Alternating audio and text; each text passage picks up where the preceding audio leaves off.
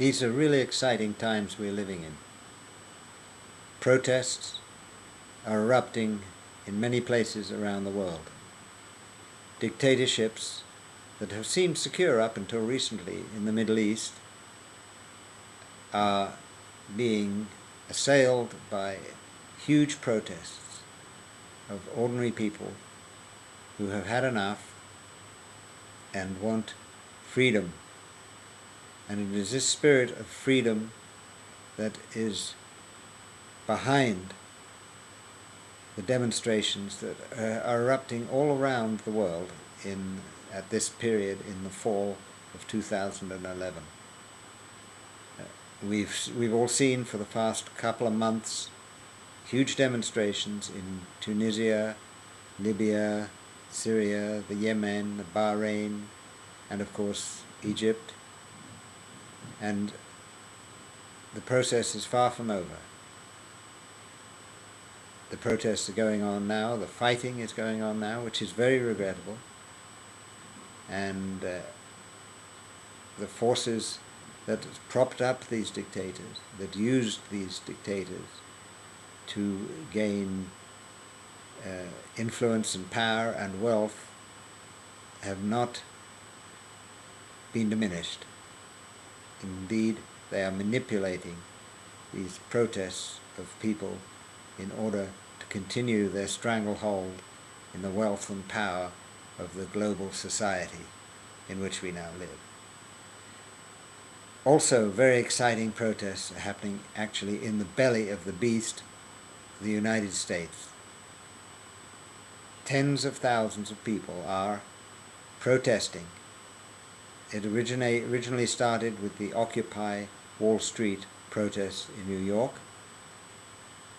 where people led by the younger generation, which is normal in revolutions, have been occupying parts of New York City adjacent to Wall Street and demanding that the people responsible for this extremely damaging global recession are called to account and face justice, and more importantly, in many respects, that the powerful elite that run the economy, that run society in North America, must stop trying to prevent necessary reforms and re-regulation of the financial industry, which would prevent this kind of criminal activity by those in power, those who are running the banks, who are running the economy. These protests are spontaneous, but have now become an organized resistance of the masses who are fed up with having their rights, their freedom, continually restricted, and for the benefit of a few incredibly rich, incredibly powerful people, to the detriment of most ordinary people, the masses, if you will. And these demonstrations are very effective and are becoming more powerful, and I applaud them. And I will just say that this situation, this paradigm shift from the old way of doing things, from the crystallized structure of power and wealth and consumerism, has to come down. It has to be dismantled in order for the new paradigm that is necessary for all of us to live harmoniously on this planet. And don't let anybody tell you that it is impossible for human beings to live harmoniously on this planet. There is nothing impossible about it at all. In fact, it is absolutely necessary that we learn to live harmoniously with each other and harmoniously with the planet. And this is the direction that is being dictated, if you like, and that's probably not the right word, but is coming into manifestation on the physical plane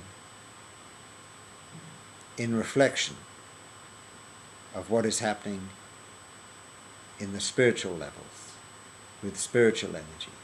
The planet Earth has reached a tipping point, spiritually, where we are able to progress spiritually to the next step, the next paradigm, where our awareness will be greatly increased,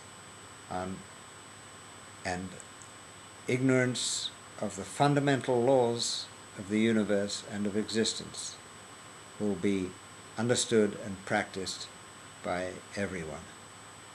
And the process that we see going on politically around the world is a manifestation of great changes that are happening spiritually in regard to this planet, which has now reached a crisis point. And I use the word crisis in the way that in its original meaning it comes from the same root as the word Christ. We have reached a sacred point in the development of humanity on this planet where we have to grasp the bull by the horns and push through the changes that are necessary for humanity as a whole to live harmoniously with each other and harmoniously with the planet. And the consequences of not doing this will be more pain, more suffering, and possibly the demise of humanity as we know it. So I pray that this transition will be smooth and that the suffering will be not too great. And I congratulate the protesters. I congratulate the young people, and I support them wholeheartedly.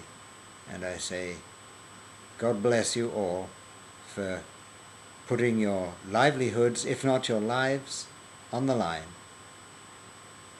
And I am excited, and I know in my heart that we can and that we will make these necessary changes that are manifesting today around the planet.